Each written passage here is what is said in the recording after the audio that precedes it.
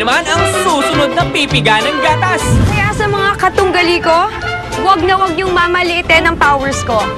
Dahil sa kahit anong challenge, kayang-kaya ko kayong litsunin. Sige, kain lang dyan, friend.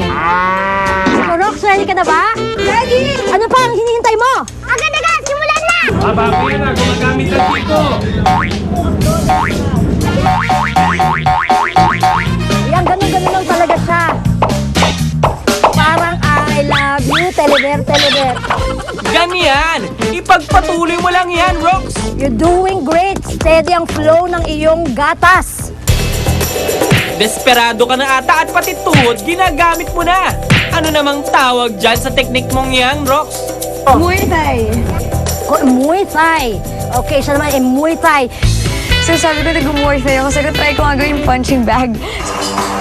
Delikado pala to, no? Pag nahuli niya yung boyfriend niya nanloko sa kanya, no? Sigurado masisiko eh. Kahit ano pang strategy, pwede! Basta siguraduhin lang na maisasali nyo lahat yan sa container.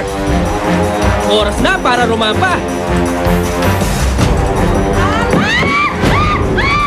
Ang problem ko, naging sobrang aggressive ako na I didn't think na gumagalaw yung ramp. So, pagka-up ako na ganun, nag-slide ako agad. Mukhang naparami ang tumapog gatas sa planggana mo. May oras pa! Piga ka na lang ulit! So, isip ko, yung pinakamarami na sa basin, the problem is, tumapon nga lang yung half. So, sobrang malas. Balance lang. Mas lakihan mo pa yung stride. Saka yung pagitan sa iyo. Ayan.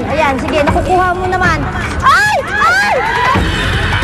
Pwede ka na doon pumwesto. Alalay mo. Tandaan, Rox! Tumaob na ang lahat! Huwag lang ang banyera mo! Sobrang wapoy, sa nakakaya talaga yung itsura. Pero go pa rin. Save niya lang konti. Sige.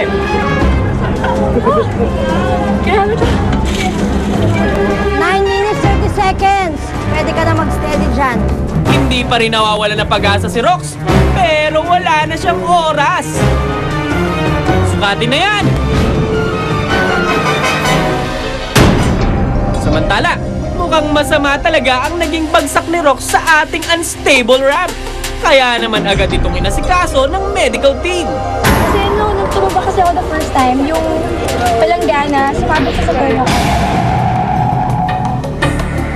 Wala si Mike Tyson pero natanggal yung tenga. Ayos lang yan, Rox.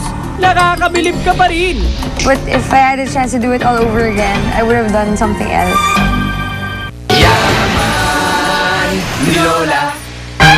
Susunod,